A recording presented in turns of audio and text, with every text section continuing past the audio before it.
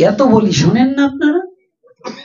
এইটা কি মুখস্থ করছেন এর বাবার নামের সাথে, যেটা আর কোনো গান নাই। কারণ এই গানটা গাওয়া মানে কৃষ্ণের সাথে পাগলকে তুলনা করা। আগে গানের পদ ওই গাজায় টান দিয়ে এটা লেখলেই গাওয়া যাবে না, কারণ কৃষ্ণের সাথে পৃথিবীর কারো তুলনা হবে না, ব্রজগোপীর সাথে কারো তুলনা হবে না। আর ওখানে বলছে কি, আপনারা এখন দেখছেন সনাতন মিডিয়া প্লাস। চ্যানেলটিতে নতুন হলে এখনই সাবস্ক্রাইব।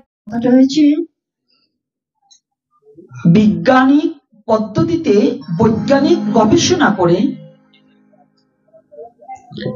একটা বস্তু থেকে আর একটা বস্তু তৈরি করতে পারে, কিন্তু সনাতন ধর্ম সম্বন্ধে সাধনা এবং গবেষণা করলে সে অবশ্যই মানুষ হইতে মহামানব হতে পারে। যেমন আজকে আমি 2 বছর আগেও একটা কথা বলেছিলাম, এবারও আমার বলতে ইচ্ছা এবং বলবো, সনাতন ধর্মটাকে আমরা এমন জায়গায় নিয়ে দাঁড় করিয়েছি একটা উপহাসের পাত্র হয়ে যাচ্ছে।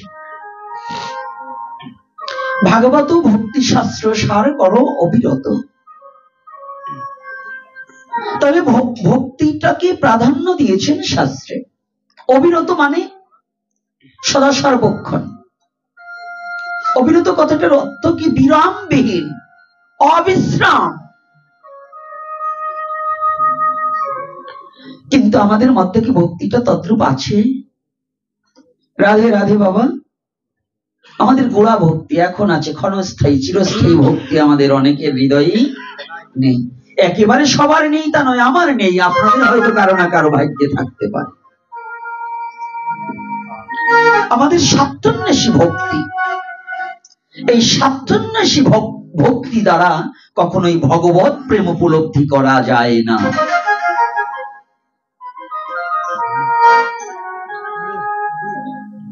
যেখানে স্বার্থ আছে সেখানে পরমার্থ থাকে না,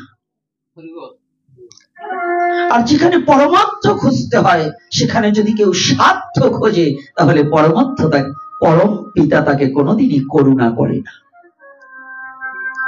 পরম পিতার করুণা পেতে হলে স্বার্থ ছাড়া ডাকলো যারা পেয়েছে তার করুণা। তাহলে স্বার্থ ডাকার মতো একটা স্বার্থ আছে। প্রতিটা জীব স্বার্থ ছাড়া কেউ কোনোদিনই কাউকে ভালোবাসে না। তাহলে স্বার্থের একটা প্রকার ভেদ আছে। আমরা কেন সনাতন ধর্মকে এত ভালোবাসবো? সনাতন ধর্ম কথা কেন শ্রবণ করব? কেন এই কৃষ্ণ কথা শ্রবণ করব? কৃষ্ণ কথায় কি হয়?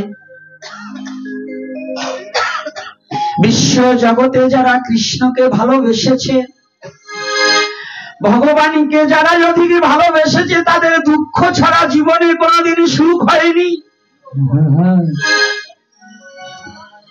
তাদের সম্বল শুধু দুটি নয়নের জল, নয়নের জল।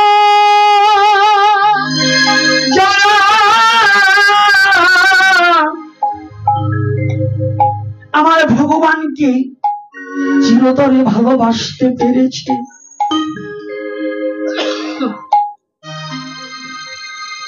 এই বিশ্ব জগতে যারা শুদ্ধ ভক্ত তারাই আত্মসুখে সুখী নয়।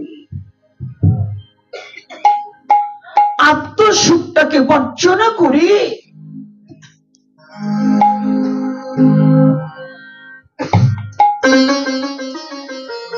এই দৈহিক সুখটাকে বর্জন করে একমাত্র অনাদিরাদি গোবিন্দকে সুখী করার জন্য।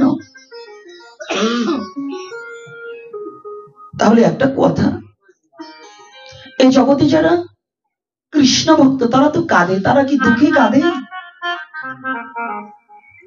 রাধে রাধে।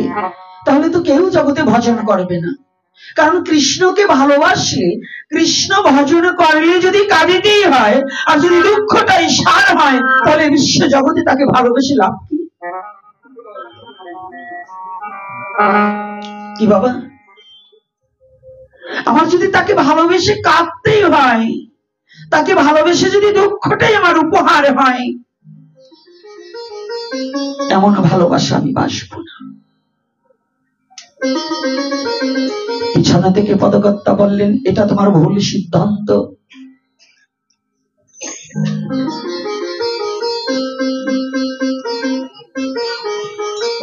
স্বর্ণকারের দোকানের ছাই ক্রয় করে সেই ছাইটাকে যেমন মার্জনা করে তার মধ্য থেকে স্বর্ণটাকে কর্ষণ করিয়া লয়, শুদ্ধ ভক্ত এই দুঃখের মাঝেও এমন একটা সুখ আছে, পরা সুখ,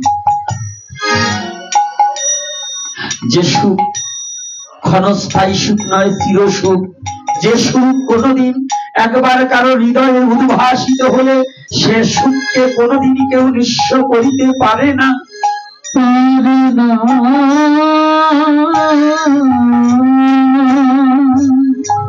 সবার দ্বারা এই সুখ উপলব্ধি করা সম্ভব নহে।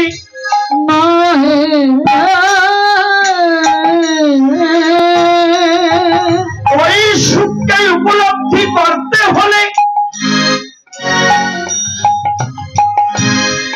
স্বর্ণকার সোনাকে, সোনার জিনিস গহনাগাটি করাচ্ছে, সেও জানে না ওই ছাইয়ের মধ্যে কত স্বর্ণ লুকায়িত আছে। জানে বাবা, যদি এখানে কোনো স্বর্ণকার থাকে, কি বছরে ভালো দোকানে 50,000 1 লাখ টাকা ছাই বিক্রি হয় কিনা?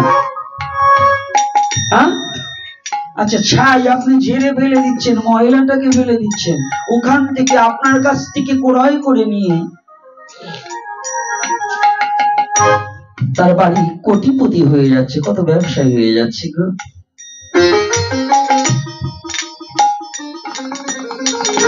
এই বিশ্ব জগতে ওই ছাইটার মর্ম যেমন ওই স্বর্ণকার বোঝে না, একমাত্র ওই ছাইয়ের উপরের থেকে যে কর্ষণ করে যে স্বর্ণটা বের করে তারাই জানে ওটার মধ্যে কত স্বর্ণ লুকায়িত আছে। এই বিশ্ব জগতে কৃষ্ণ ভজন করে কান্নার মাঝেও যে কত আনন্দ আছে, শুদ্ধ কৃষ্ণ ভক্ত ছাড়া জগতে কেউ তা বুঝিবে না।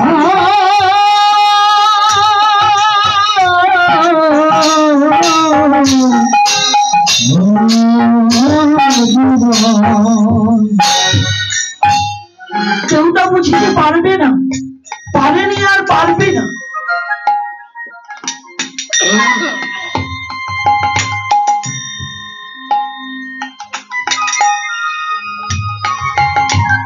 তারা কেমন সুখ পেয়েছে,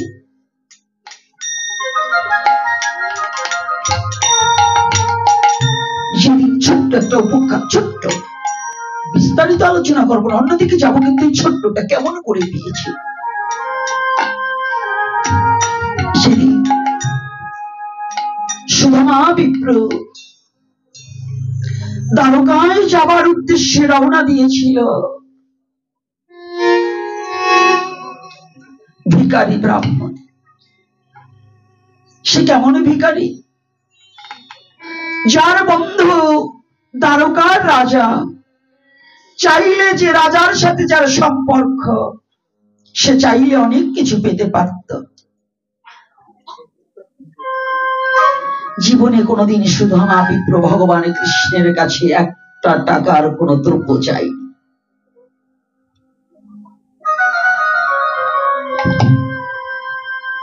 আজ ছুটে চলেছে, স্ত্রী বলেছে, তুমি কি আমাদের এই দুঃখের অবসান ঘটাতে পারো না? তুমি একটিবার গিয়ে তোমার বন্ধু শুনেছি কৃষ্ণ নাকি দ্বারকায় রাজা হয়েছে, সে কি পারে না তোমার এই দুঃখকে দূর করিবার নিমিত্তে? তুমি একটিবার যাও। সুদামা স্ত্রীকে বলছে, হ্যাঁ আমি যাব। আজকে তুমি যে কথাটা বলেছো যাব, তবে যাব আমি কিছু চাইতে নয়, আর যদি চাইতে হয় এমন একটা জিনিস চাইবো, যে জিনিসটা যদি কৃষ্ণ কৃপা করে আমাকে দেয়, ওই জিনিস যাতে কেউ আর আমার কাছ থেকে না নিতে পারে।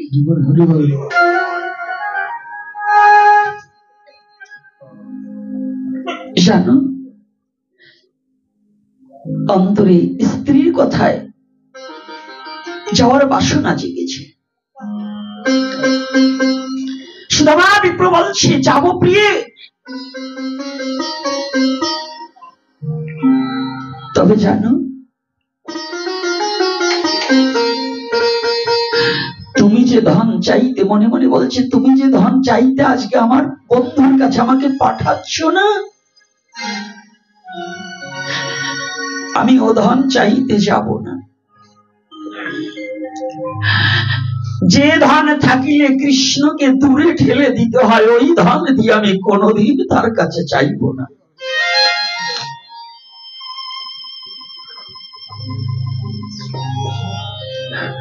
আজ আমি চাইব যদি করুণা করে দ্বারকায় গিয়ে আমার বন্ধু কৃষ্ণের সাথে দেখা হয়, আমি একটা জিনিস চেয়ে নেব, যদি কৃষ্ণ দয়াময় করুণা করে আমাকে দিয়ে দেয়, তাহলে কৃষ্ণকে না চাইলেও যেন আমি কৃষ্ণকে কাছে পাই।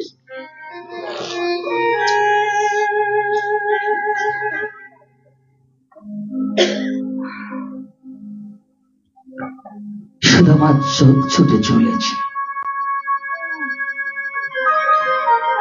ভগবান কৃষ্ণ মনে মনে চিন্তা করলে, ভগবান না জানে এমন কোনো কথা নেই, ভগবান না দেখে এমন কোনো জায়গা নেই।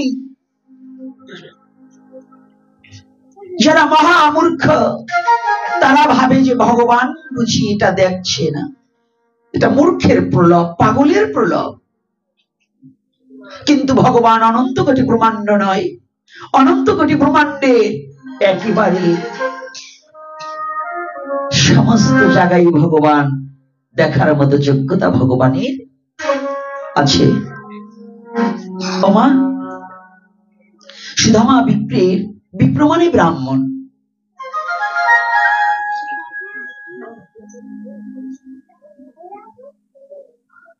আজকে এখন তো ভক্ত ব্রাহ্মণ পাওয়াই বড় কষ্ট এখনকার বাজারে।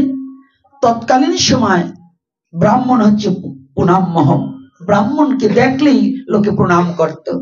আর এখন রাস্তা দিয়ে কে ব্রাহ্মণ, কে বৈষ্ণব, কে গুরু, কে গোসাই হাঁটা দিলে বোঝার কায়দা নাই। এই কয়েকদিনের মধ্যে ভয়ে অনেকে কাপড় পরাই ছেড়ে দিয়েছে, এখন বয়স হয়ে গেছে প্যান্ট পরে ঘুরে বেড়ায়। এই একটু ভয় পেয়েছে, তাতে কি করছে না বলুন, কি বাবা এরকম করছি না? তো এটা কি ভগবানকে ভালোবাসা হলো? হ্যাঁ, এটা কি নিজের আত্মরক্ষার জন্য? ভগবান যদি তোকে রক্ষা না করে, এই পৃথিবীর এমন কেউ আছে তোকে রক্ষা করবে? আর যদি ভগবান তোকে রক্ষা করে, পৃথিবীর এমন কোন দুষ্ট নেই, এমন কোন নিশাচর নেই, এমন কোন অশুভ শক্তি নেই যে তোকে কোনোদিন নষ্ট করতে পারে, যদি ভগবান তোকে রক্ষা করে। এই ভরসা যদি ভগবানের প্রতি না থাকে, তাহলে তুমি ভগবত ভক্ত কি করে হবে গো? বাচ্চা ছেলে পেলে করুক, এটা আমার দেখার প্রয়োজন না, কিন্তু ভালো ভালো প্রচারক, ভালো ভালো প্রচারক যারা ওরে বাবা যশমান প্রতিষ্ঠার জন্য এখন থেকে তারাও পেন্টুল পরি ঘুরি বেড়ায়। কেন? এটা ভগবানকে ভালোবাসেন, এটা একটা ছলনা এবং একটা অভিনয়। রাধে রাধে। মৃত্যুর ভয়তে যদি নিজের ধর্মীয় পোশাক, ধর্মীয় অনুশাসন, ধর্মীয় পথটাকে ছেড়ে দিতে হয়, তাহলে আমি কাকে ভালোবাসছি? ভগবানকে না আমার মৃত্যুকে?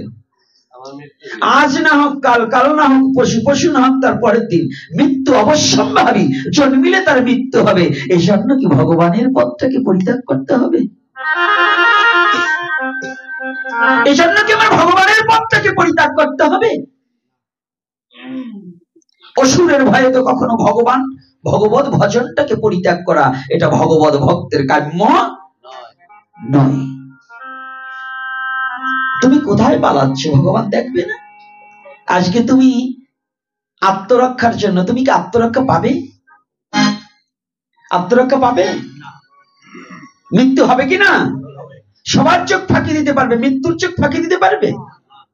দুজন ব্যক্তিকে ফাঁকি দেওয়া যায় না, একটা হচ্ছে মৃত্যু আর একটা হচ্ছে ভগবান। রাধে রাধে।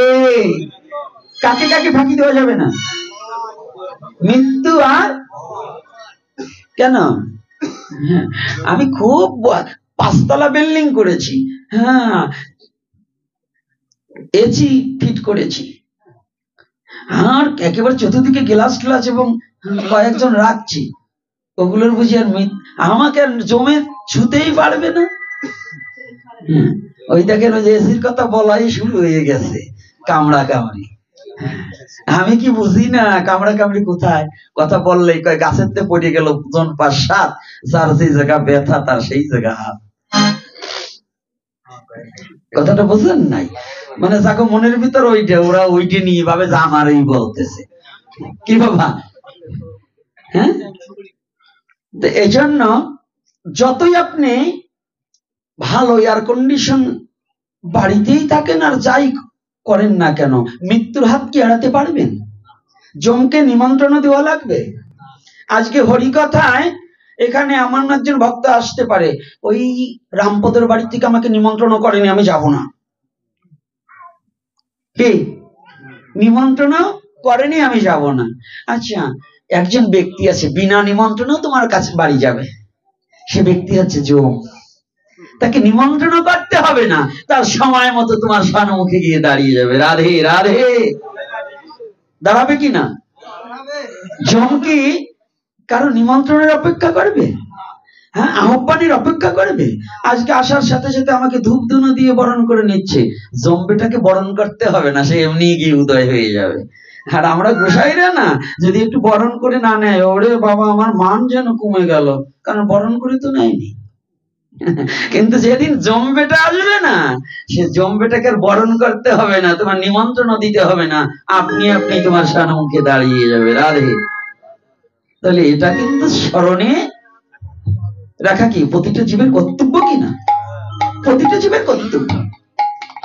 এজন্য মরণের সাথে বন্ধু করতে হয়। এজন্য কাজী নজরুল ইসলাম তেনার একটা গানের মাধ্যমে কি বলছে? মরণ হে তুহু মম শ্যাম সম। মরণকে ভগবানের সাথে তুলনা করে কাজী নজরুল ইসলাম কত সুন্দর কথা বলেছে। মরণ হে তুহু মম শ্যাম সম। আমি শ্যামকে যেমন ভালোবাসি,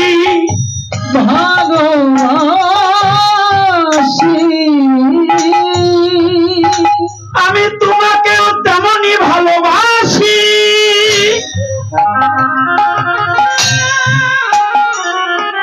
কারণ কি জানো, তোমাকে স্মরণ করিলেই আমার শ্যামের কথা স্মরণ হয়ে যায়। স্মরণ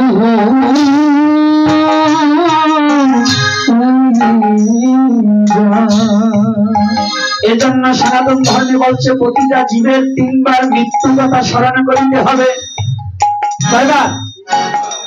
কেন? মৃত্যু কথা স্মরণ করলে অন্তত মৃত্যু ভয়ে হলেও ভগবানকে একটু স্মরণ হবে। রাধে রাধে। কায়দা আছে, কায়দা আছে না? কি কায়দা আছে কিনা? এটা সনাতন ধর্ম। প্রত্যেকটা কথা প্রতিটা মানব জীবনে প্রতিটা মানুষের জন্য প্রয়োজন। প্রতিটা মানুষের জন্য এই সনাতন ধর্মের যত কথা হবে, সনাতন ধর্ম শুধু সনাতনীদের জন্য নয়, পৃথিবীর সমস্ত মানব জাতির জন্য কল্যাণ বয়ে আনবে যদি সনাতনী কথাটাকে কেউ হৃদয় দিয়ে শ্রবণ করতে পারে।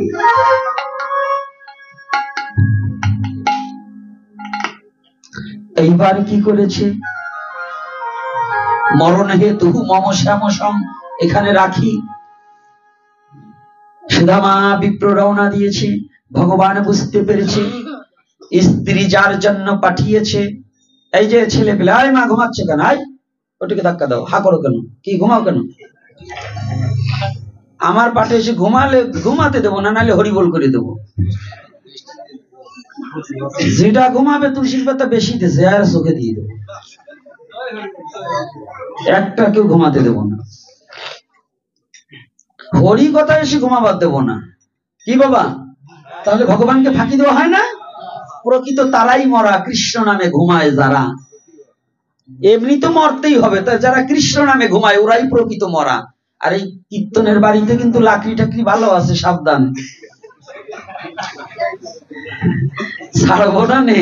হ্যাঁ, এই দেখো আমা, এটা যদি ঘুমায় একটু ধাক্কা দিয়ে রাখো না, কিন্তু তোমার বান্ধবী আড়াই যাবে। রাধে রাধে। একটু রসিকতাও তো করতে হয়, রসের দরকার আছে না? সনাতন ধর্মে আছে সবই, তুই যাহা চাবি তাহা পাবি। যা চাবি তাই পাবি যদি চাইতে পারিস। তো আজকে কি করেছে? স্ত্রী পাঠাচ্ছে নারীদের করবে না। যারা মা তারা ভালো, কিন্তু যারা নারী তারাও ভালো, কিন্তু ওই যে কিছু আনারি আছে না, নারী ভালো কিন্তু আনারি যারা, ওদের খালি দাও দাও দাও। স্বামী কোথা থেকে ইনকাম করবে এটার কোনো খোঁজ নেই, কিন্তু ওর পুজোর সময় 3000 টাকা দামের শাড়ি না হলে হবেই না। আছে কি না? এখনকার যুগে স্বামী কয় টাকা ইনকাম করছে, বাজার খরচ কয় টাকা, এইটা যদি এই যে 100 টাকা আলুর কিলোর সময় যদি ধরে পায় না, আমার ওই পাখিজা শাড়ি ছাড়া মোটে আর চলে না, তাহলে ওটা না কিলেও ভাত খাওয়া যায় না। রাগ করবেন না, মায়েদের শ্রদ্ধা করছে, কিন্তু ওই যে নারীদেরও শ্রদ্ধা করছে, কিন্তু ওই আনারি গুলোকের কথা বলছি, আনারি যারা। তাই এই লোভ, আনারীদের লোভ বেশি। আর যারা নারী তারা নিয়ে যায় স্বামীকে ভজনের বাড়ি। যারা প্রকৃত নারী তারা স্বামীর সহমরণে মরণ হয়ে নিয়ে যাবে সেই ভগবত প্রেমের বাড়ি। কি কষ্ট হচ্ছে নাকি আমার কথায়? হ্যাঁ, কথাগুলো বুঝতে কষ্ট হচ্ছে না তো? আরে ভক্ত কম হইলে কি হবে, ভক্তি তো আর কম নাই। এজন্য যে একেবারে কিছু বলবো না তা তো আর না, কিছু বলতে, প্রভু যখন করুণা করে বলবার জন্য পাঠিয়েছে, এটা বলতেই তো হবে। প্রভু যখন বলবার জন্য পাঠিয়েছে, বলবো না? না বলবো না? মা, কষ্ট হচ্ছে আপনাদের? আপনাদের দলে আবার পড়ছে না তো কথা, তাহলে একটু ভালো করে শুনুন। নারী যারা আর এই আনারি যারা, এদের মধ্যে পার্থক্য কতটুকু এটা বুঝে নেবেন। যারা সিচুয়েশন না বুঝে নিজের স্বামীকে কষ্ট এবং যন্ত্রণা দেওয়া দিয়ে নিজের শুধু দৈহিক সুখটাকে উপলব্ধি করার চেষ্টা করে, ওরা কোনোদিন নারী নয়, ওরা আনারী।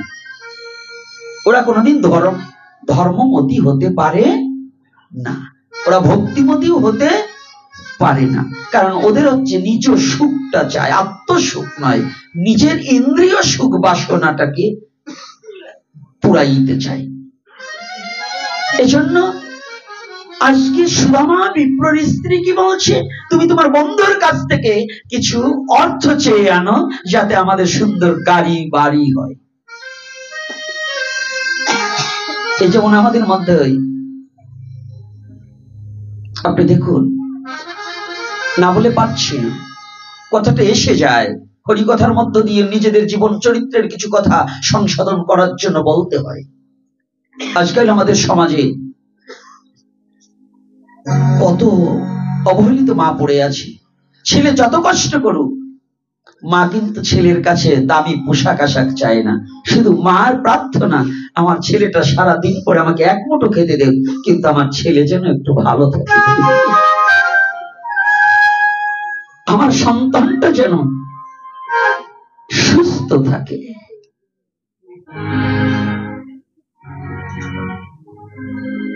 ওই যে ছেলেটা জুড়ি বাজাচ্ছে,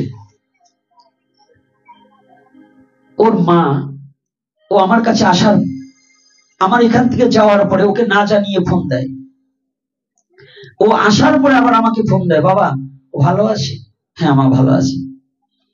জিজ্ঞাসা করে, বাবা আমার কিচ্ছুর প্রয়োজন না, আমার খাবারের অভাব নেই, আমার অর্থের অভাব নেই, ভগবান আমাকে সব দিয়েছে, শুধু ও একটু ভালো থাকলেই আমার হয়ে যাবে। এই দুদিনের মধ্যে যে কয়টা প্রোগ্রাম করেছি ও ছিল সাথে। কিন্তু জানেন আমার সবচেয়ে আজকে বলতে বাধ্য, অন্য কোনো মা হলে বলতো আমার ছেলেটাকে পাঠিয়ে দিন, কিন্তু সবচেয়ে আমার ভালো লেগেছে ওর মা যতবার আমাকে ফোন করেছে একটিবার বলেনি আমার ছেলেটাকে পাঠিয়ে দিন। বলছে বাবা আপনার কাছে থাকলে আমি নিরাপদে থাকি। আমি বলছি মা আমি রাখার মালিক নয়, ওকে যেন আমার গৌর হরি কৃপা করে রক্ষা করে। বিশ্ব জগতে গৌর হরি ভিন্ন, আমাদের রক্ষার মালিক জগতে কেউ নেই। এই যে চিন্তা চেতনাটা যে আমার কাছে না থাকুক, ও যেন ভালো থাকুক, একটু সুস্থ থাকুক, এইটা কয়জন মা চায় বলুন? কয়জন মা চায়? চায় না। ওর মা একেবারে প্রতিবার একটাই কথা তার, বাবা ও যদি আপনার কাছে থেকে ও যদি ভালো থাকে আমার আর কোনো চাওয়া পাওয়া নেই, আমার কিচ্ছুর প্রয়োজন নেই। আরো বরঞ্চ আমার বলছে টাকা দিতে হবে।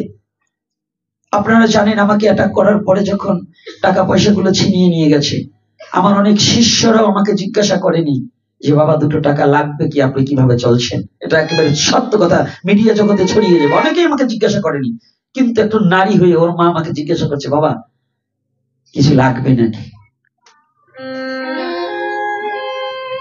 তার ছেলে আমার সাথে কাজ করছে, বেতন দিতে হবে তাকে, সে বেতনের কথা ভুলে গেছে, আরো বলছে কিছু লাগবে নাকি। এই যে উদারতার, এই যে পরিষ্কার মনের পরিচয়টা, এটা কিন্তু অনেক জায়গা গিয়েছি। আমার লাখপতি কোটিপতি শিষ্য আছে, অনেক শিষ্য এত দুর্ঘটনা গেছে 1 মিনিট ফোন করে আজ পর্যন্ত জানতে পারিনি, যাদেরকে নিজের হাতে ভাত মেখে খাইয়েছি, যাদেরকে এই পথে নামিয়ে দিয়েছি, আজকে অসুরত্ব প্রবৃত্ত নিয়ে বড় বড় পাঠক হয়ে গেছে কয়েকজন, কিন্তু অথচ আমার দূর তিনি 1 মিনিট ফোন করে জানেনি যে আপনি কেমন আছেন। তাহলে ওই পশুর চেয়ে, ওই দুরাচারদের মুখ দর্শনের চেয়ে আমার বোধ হয় সে আমার শিষ্য না, আমি ওর চরম দুখানা প্রণাম করা আমার একান্ত কর্তব্য। বন্ধু সেই দুর্দিনে যে আমার পাশে দাঁড়াবে, একটা ভালো কথা বলবে, এছাড়া কোনো ভালো ব্যক্তি বন্ধু হতে পারে না। এই জন্য অনেক সময় এই কথাটা এসে গেল, তাই ক্ষমা সুন্দর দৃষ্টিতে দেখবেন। জয় নিতাই, জয় গৌর হরি বল। এই জন্য আপনি সহধর্মিনী কখন আপনি হবেন? আপনার স্বামীর দুঃখে যদি আপনি দুঃখী হতে পারেন, আপনার স্বামীর সুখে আপনি সুখী হবেন যদি নিজের আত্ম ইন্দ্রিয় প্রীতিবাঞ্ছা তাহে কহি কাম, কৃষ্ণ ইন্দ্রিয় প্রীতিবাঞ্ছা ধরে প্রেম নাম। এই জন্য একটু সনাতন ধর্মের তত্ত্বগুলো না জেনে শুধু বই পড়লে সনাতন ধর্ম জানা বোঝা যায় না। যায় বাবা, বই পড়ে যায়। পুঁথিগত বিদ্যা পরহস্ত ধন, নহে বিদ্যা নহে ধন হলে প্রয়োজন। জয় শ্রী রাধে। আজকে যখন সুদামা বিপ্রের স্ত্রী বলছে তোমার বন্ধুর কাছ থেকে চেয়ে, আমরা তো অভাবে অনটনে আছি, কিছু ধন সম্পদ চেয়ে এনো।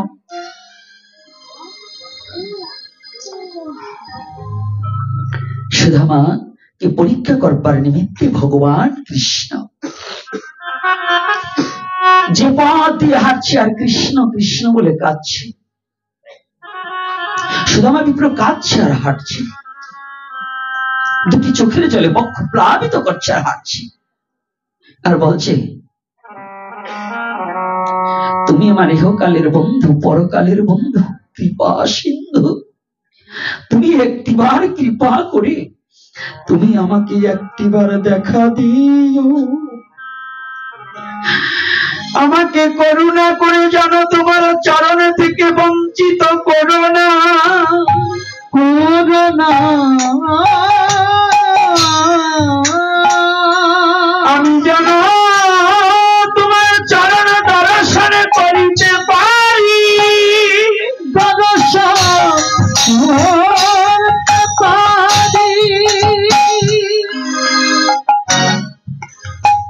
কৃষ্ণ হে কৃষ্ণ হে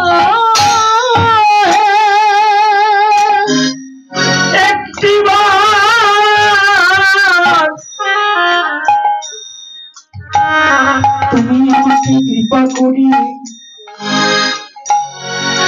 তোমার চরণ থেকে আমাকে বঞ্চিত করে দিও না, করে দিও না।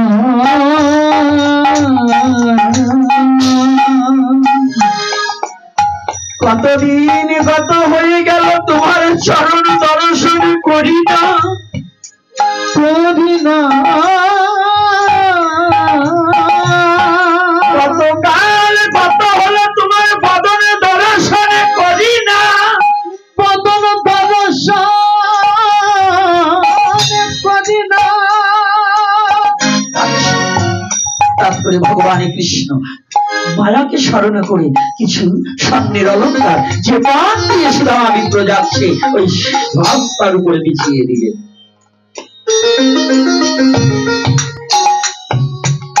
অর্থাৎ তোমার স্ত্রী তোমাকে ধনের জন্য পাঠিয়েছে, এই ধন পেয়ে দেখি তুমি এই ধন পেয়ে আমাকে ভুলে ফিরে যাও কিনা। সুদামা বিপ্র হাঁটছে, কৃষ্ণ নাম করছে, হাঁটছে না, হঠাৎ করে যখন পায়ে ঠেকেছে ওই অলঙ্কার গুলো,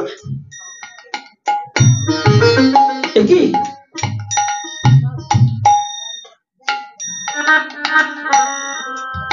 অলঙ্কারকে হাতে নিয়েছে, দাঁড়িয়েছে, কি এই রাজপথে অলঙ্কারটাকে আমার জন্য দিয়ে দিল।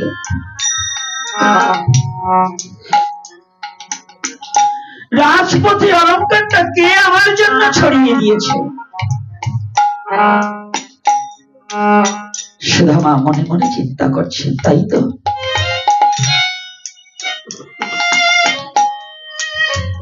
ও, এবার আমি বুঝতে পেরেছি।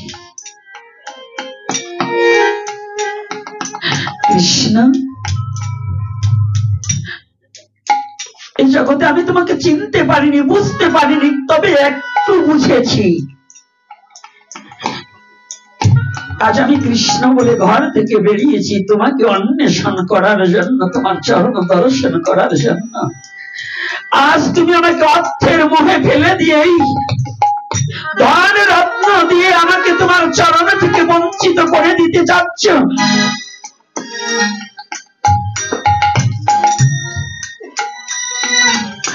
জানো কৃষ্ণ,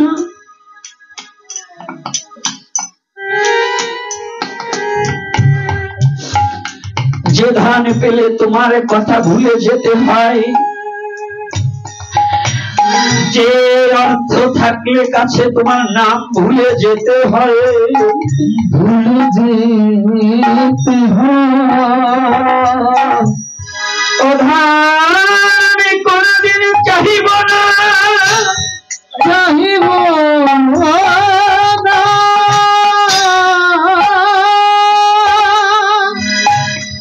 যে ধনে তোমাকে ভুলিয়ে রাখে, ভুলিয়ে রাখে,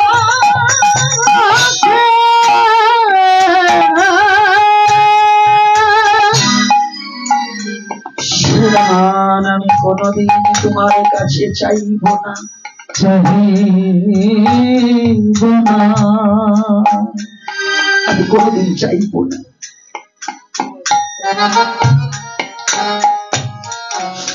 তবে একটা চাওয়া কি জানো, আজ যদি তোমার সাথে দেখা হয়, আমি এ ধরনের হাত থেকে সমস্ত অলঙ্কার ফেলে দিয়ে বলছি, আজ তোমার কাছে একটা জিনিস চাইব, আর অন্য কোনো জিনিস নয়। এ জন্মই নয়, যতকাল জন্ম জন্মান্তরে যদি তোমার কৃপা এই ভূমণ্ডলে আবার আমার আসিতে হয়,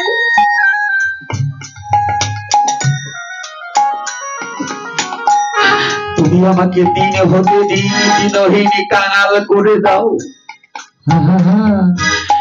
তুমি আমাকে ভিখারি করে দাও, ভিখারি করে দাও। তুমি আমাকে এমন দিনহীন ভিখারি কাঙাল করে সাজাও। এখন তো আমি নগরে গেলে কেউ একমুষ্ট ভিক্ষা দেয়, আমাকে এমন কাঙাল করে দাও যেন কোনদিন আমার মুখ দেখে কেউ যেন ভিক্ষা চাও না দেয়, ভিক্ষা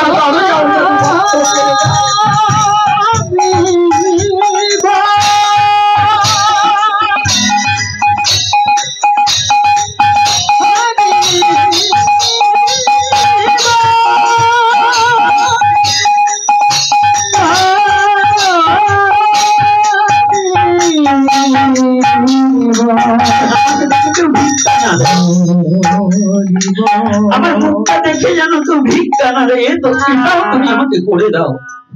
তবে তোমার কাছে একটা চাওয়া,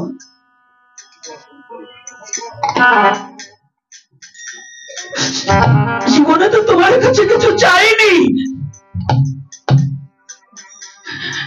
কৃষ্ণ।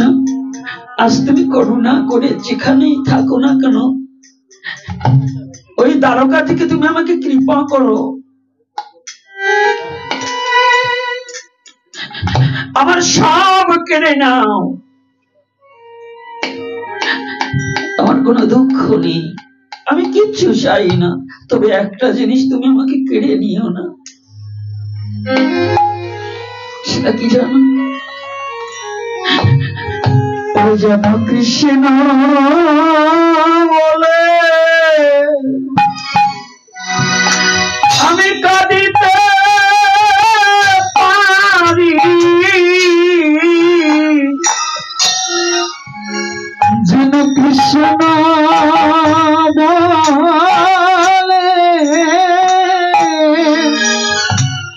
আমি কাঁদিতে পারি, আমি কাঁদিতে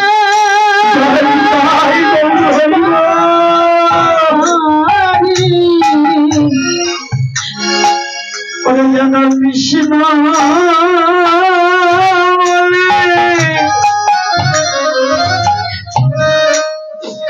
আমি কাঁদিতে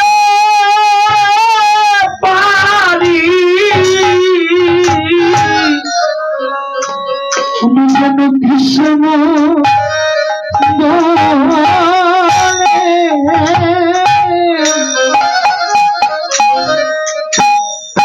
যেন কাঁদিতে পারি। ওরে আমার যত দুঃখ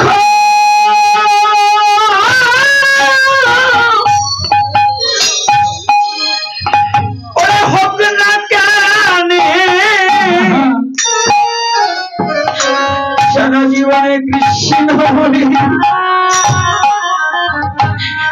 আমি কাঁদিতে পারি। আমার যত দুঃখ আমার যত দুঃখ মনে হোক না পারি, মনে হোক না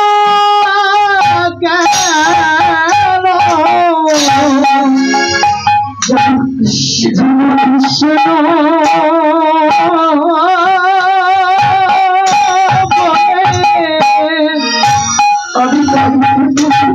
আমি কাঁদিতে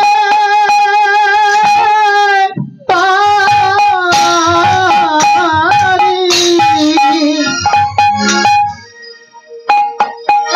আমার যত দুঃখ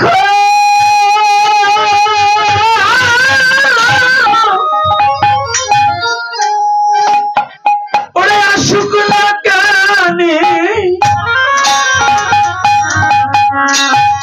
জীবনে যেন কৃষ্ণ বলি আমি কাঁদিতে পারি। আমার যত দুঃখ রাধে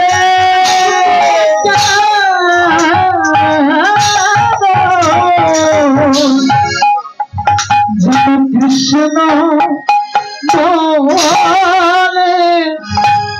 আমি কাঁদিতে পারি। তোমার নাম তো আমায় ও ভুলাইও না,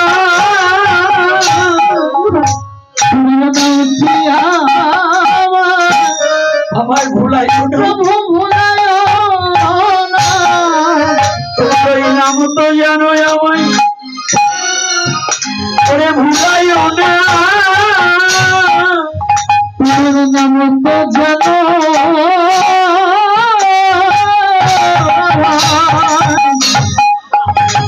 আমায় ভুলাইও না। যেদিন আমার যাবা ওরে সময় হবে, সেদিন নাম তো জানো আমায় ওরে ভুলাইও না। যেদিন আমার যাবা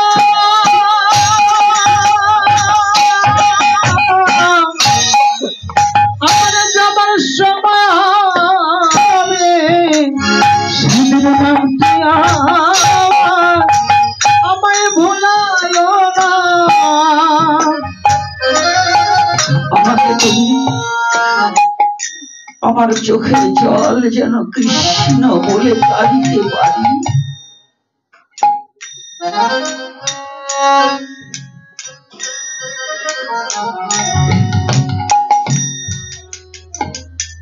যদি কোনো ভক্ত করে কৃষ্ণের আত্মসমর্পণ, কৃষ্ণ তারে করে আত্মসমর্পণ।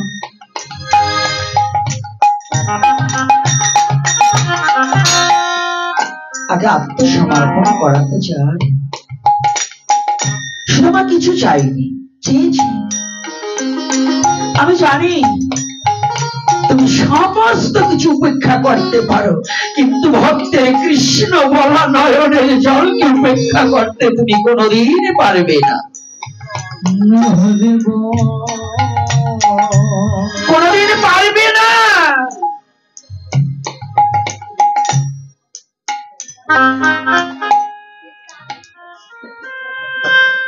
ওরে কত দূরে ওরে আছো কৃষ্ণ,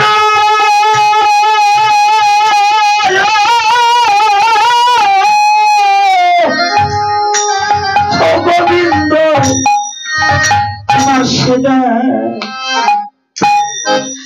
ওরে সেদা কত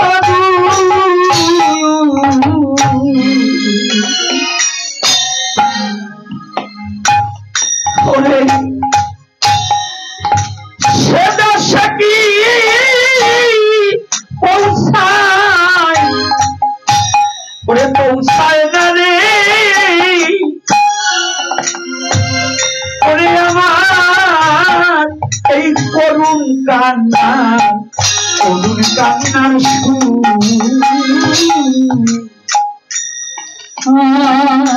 কত দূরে, কত দূরে আছো রে গোবিন্দ, আছো গোবিন্দ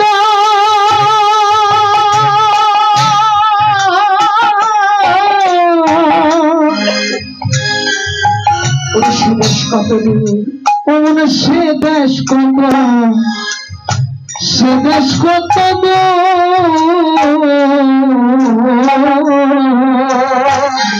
সে দেশে কি পৌঁছায় নাকি, সে দেশে পৌঁছায় নাকি, পৌঁছায় নাকি আমার করুণ কান্নার সুর, আমার করুণ কান্না, করুণ কান্নার সুর।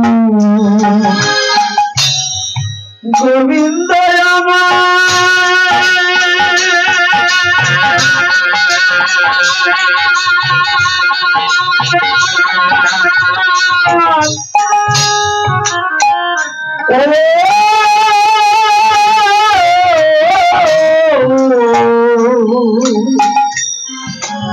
গোবিন্দ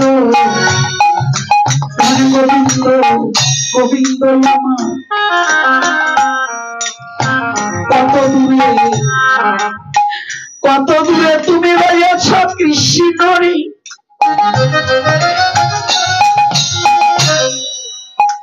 ও কৃষ্ণ তোমার সে দেশ কত, সে দেশ কত দূর,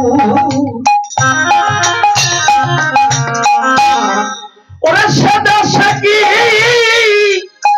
পৌঁছায়, পৌঁছায় না রে ওরে আমার করুণ কান্না সুরে,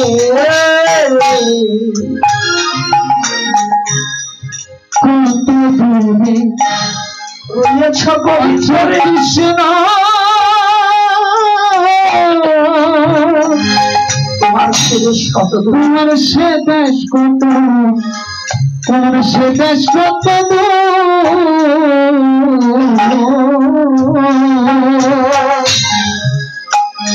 তোমার সে দেশে কি পৌঁছায়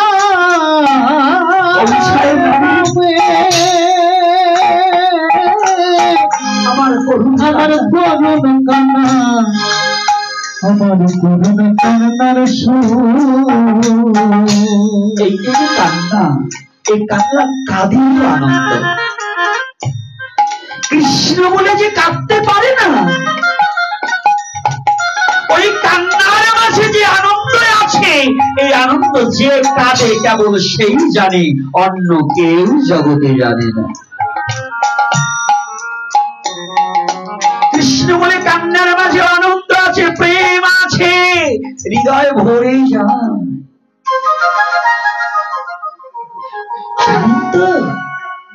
পৃথিবীর এমন কোনো কান্না নেই দুঃখ ছাড়া, কিন্তু একটা কান্নাই আছে, যে কান্নায় আনন্দ পাবে, যে কান্নায় দুঃখ দূরীভূত হয়ে যাবে, পরা শান্তির উদয় হবে, সেটা হচ্ছে দুঃখের মাঝে থেকেও যে যেন কৃষ্ণ বলে কাঁদিতে পারে।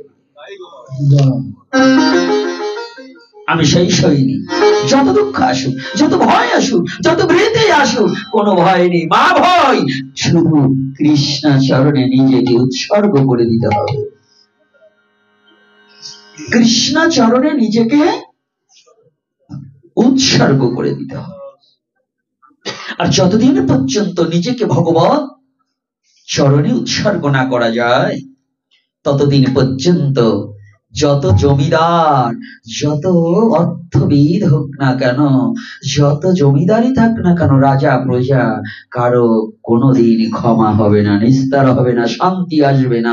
কোটিপতির অন্তরেও কোনো শান্তি নেই। আছে? হ্যাঁ, ধনজন জোয়ার ভাটা আজ আছে যান, কাল তার নেই। আর কৃষ্ণ প্রেমটা কি জানেন? কৃষ্ণ প্রেমটা এমন একটা প্রেম, যাহা একবার হৃদয়ে জাগ্রত হলে আর কোনোদিন তাহা নিঃস্ব হবে না। হবে কি? রাধে রাধে। কি ঘুমিয়ে পড়া হয়েছে নাকি? হ্যাঁ, দেখছেন ওখান থেকে বলে হা হা। তাহলে কি আমাদের সনাতন ধর্মের এই যে টপিকস গুলো এবং এই যে কথাগুলো, এই যে শাস্ত্রীয় নির্দেশনাগুলো, কি প্রতিটা মানুষের মঙ্গলের জন্য নয় নাকি? এই বাবা কি হলো আবার? ও আমার কপালের দোষ। না বাবা, আমার কপালের দোষ, আপনাদের কেন বলবো? যা করে তা, হ্যাঁ, সবই তো সকর্ম করে, ঝিকে শিখায় বউটি মেরে, জানতে পারে ভাবুক যারা, হুজুরে পড়েছি ধরা, শুষ্নে কেহ আমায় তোরা, আমার বাতাস লাগলে পরে পাবি না আর কুল কিনারা, আইন জেনে আইন লঙ্ঘি, লোককে দেখাই সাধুর ভঙ্গি, কেউ হইস না আমার সঙ্গী, জানে প্রাণে যাবি মারা।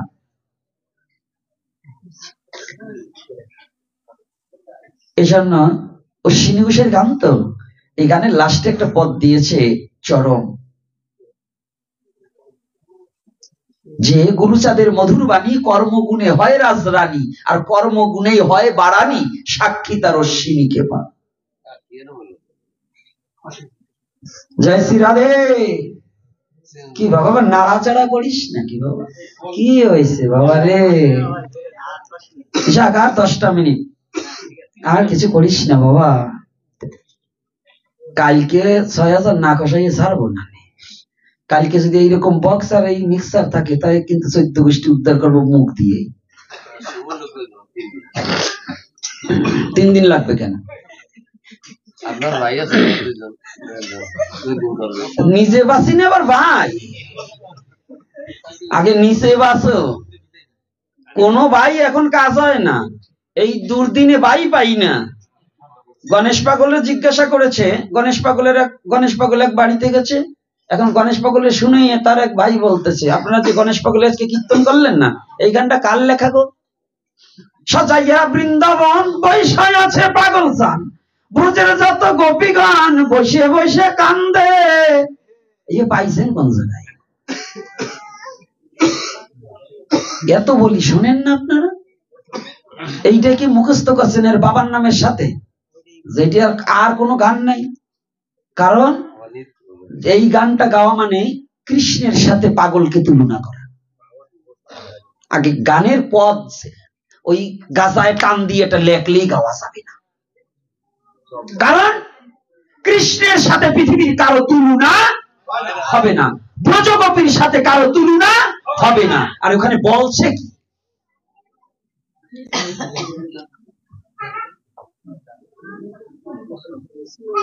অশ্বিনী ঘোষের একটা গান গাইছে একজনের সামনে, আমি হইয়াছি পাগল আর হব কি ও সখী, পাগল হইতে আমার বাকি আছে কি।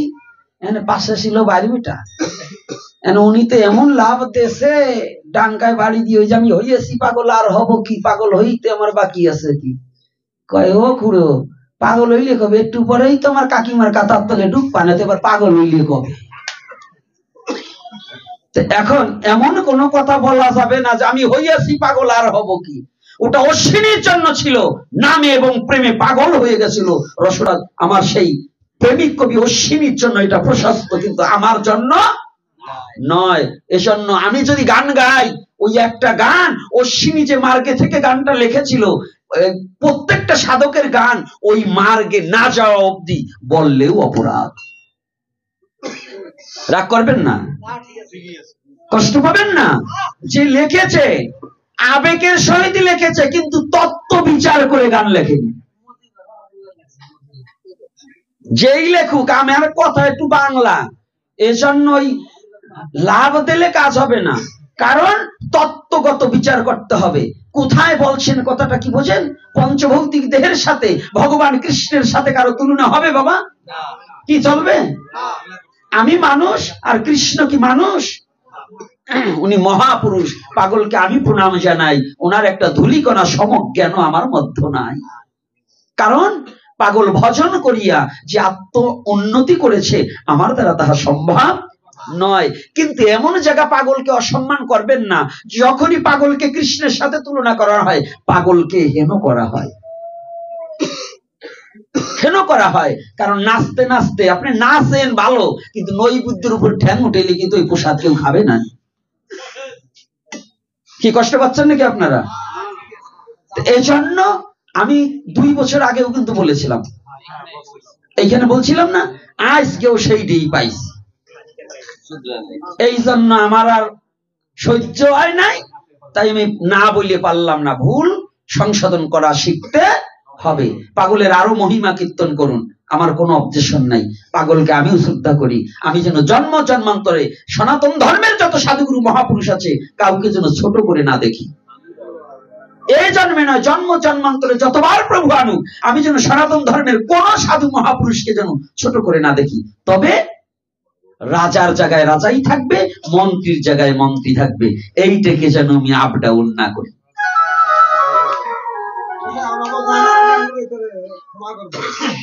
জানার জন্য এই যে সাজায় বৃন্দাবন, বৃন্দাবন তো একটু বৃন্দাবন। আস্তে, আপনি কি বুঝতে পারেন কথাটা বলা হয়েছে? সাজাইয়া বৃন্দাবন বসে আছে পাগল চান। ব্রজের যত গোপীগণ বসে বসে কান্দে, একজন ব্রজ গোপীর কিছু আছে নাকি এখানে? আমার মধ্যে তো নাই, আপনার মধ্যে থাকতে পারে, আমার মধ্যে নেই। না, আমার মধ্যেও নেই। গোপীদের দেহ কোন এই জড় ভৌতিক দেহ নয়। ভাগবত স্পষ্ট ভাবে বর্ণনা করছে।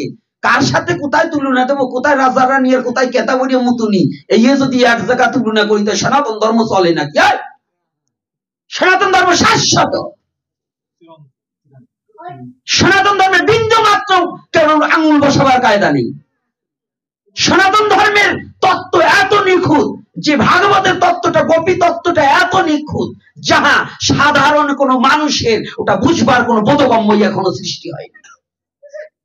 কয়েক জনম ভজন করিতে করিতে আসিতে আসিতে তবে যদি ব্রজ লীলাটাকে উপলব্ধি করতে পারে। ওই ধ্যান খাওয়া বেরেনে কখনো ব্রজতত্ত্বকে উপলব্ধি করা সম্ভব নয়। সনাতন ধর্মের ব্রজতত্ত্বটাকে উপলব্ধি করতে হলে সেই ব্রজ অনুগত প্রাণ এবং মন এবং দেহ তৈরি করতে হবে। ব্রজ গোপীগণ কি নিজের সুখ চেয়েছে? কি বাবা, আমরা কি চাই? হ্যাঁ, নিজের সুখ চাই না। আর কি বলছে? আর ব্রজ গোপীগণ একজন বলতে পারবেন যে নিজের সুখ চেয়েছে? তারা কি কৃষ্ণ সুখে সুখী। কৃষ্ণ যাহাতে সুখী, আমি তাহাতেই সুখী। আমারে কাদায়ে বন্ধুরে, যদি তুমি থাকো সুখে, থাকুক আমারে কুল দুঃখে ভরা, থাকুক তোমারও কুল সুখী। এটা হচ্ছে কৃষ্ণ তত্ত্ব উপলব্ধি করার বিষয়। এর জন্য আমি অনুরোধ করব, এখানে অল্প ভক্ত হোক এটা কোনো কথা না, কিন্তু ইউটিউবে তো সব জায়গা যাবে। আমি প্রতিটা মানবের কাছে, প্রতিটা ভক্তের কাছে আমি করজোরে বিনয় করে বলবো, সনাতন ধর্মটাকে কোনো সাধারণ বস্তুর সাথে তুলনা দেওয়া যাবে না। বিশেষ করে ভগবান যতবার আসছে, এই যুগ অবতার যারা আছে, এই যুগ অবতারদের নিয়ে কোনো কুৎস ভাবনা যেন না জাগ্রত হয়। কুৎস ভাবনা যুগ অবতারদের মতো। যুগ অবতার কয়জন? যুগ অবতার কয়জন? সনাতন ধর্মে বহুবার ভগবান আসতে পারে, তার কর্ম সাধিবার তরে বহুবার বহু জায়গায় আসতে পারে, কিন্তু যুগ অবতার কয়জন? 4 জন। যুগ ধর্ম পালন করবার নিমিত্তে 4 বার এসেছে। সত্য যুগে ছিলেন হরি, তিতায় রাম ধনুক ধরি, দাপরতে কৃষ্ণ, কলিতে গৌর হরি। আসতে পারে ভগবান বহুবার, কিন্তু যুগ ধর্ম প্রবর্তনম, যুগের ভগবান মাত্রই 4 জন। সত্য যুগে যদি এই ভগবান বিচার করতে যায়, এক সত্য যুগে যে কয়বার ভগবান আসছে সব যুগ মিলে আসেনি। বরাহ কোন যুগে? কুর্ম কোন যুগে? নৃসিংহ কোন যুগে? পরশুরাম কোন যুগে? বুঝতে পারছেন তো? হ্যাঁ, ওই এক যুগে যা আসছে সব কয় যুগ মিলে আসেনি। তাহলে এখানে তত্ত্বজ্ঞ বিচার নয়, তত্ত্বজ্ঞ বিচার হচ্ছে ভগবান যুগ ধর্ম প্রবর্তনম, যুগের ধর্মটাকে রক্ষা করবার নিমিত্তে, যুগকে সাধন করবার নিমিত্তে কতবার এসেছে সেটা আমাদের ধর্মে বললেন 4 বার। এই গৌর হরিকে যে মানবে না, আমরাও তাকে মানি না। রাধে রাধে। কি কষ্ট হচ্ছে নাকি? কথা কি মিথ্যা না সত্য? এই জন্য আমাদের সমস্ত মহাপুরুষকে ভালোবাসতে হবে এবং সবাইকে শ্রদ্ধা করতে হবে। কোন সনাতন ধর্মের আঙ্গিকে যাহা কিছু হবে তাহা কোনো অশ্রদ্ধার নয়, শ্রদ্ধা করব। কিন্তু যদি দেখি যে এখানে বাবার জায়গায় বাবা বসবে, ছেলের জায়গায় ছেলে, কিন্তু বাবার জায়গায় ছেলে কাঁধে উঠে নাচানাচি করলে ওইটা মানবো না। যাক, আজকে একেতে আপনারা দেরি করে আসছেন, আমাদেরও দেরি হয়েছে। আমি ঠিক সময়ে মহাপ্রভু আনছিল, কিন্তু এই প্রথম দিনের গোছানো গাছানোতে একটু দেরি হয়েছে। এজন্য আমি একেবারে এসেই সরাসরি আলোচনায় ঢুকে গেছি, কারণ চতুর্দিকে বন্দনা করার সময়টা নেই। এই জন্য আগামী দিন একটু সকালে সকালে আসার ইচ্ছে কি আছে? আসবেন কারা কারা? একটু হাত দেখি তো। রাধে রাধে।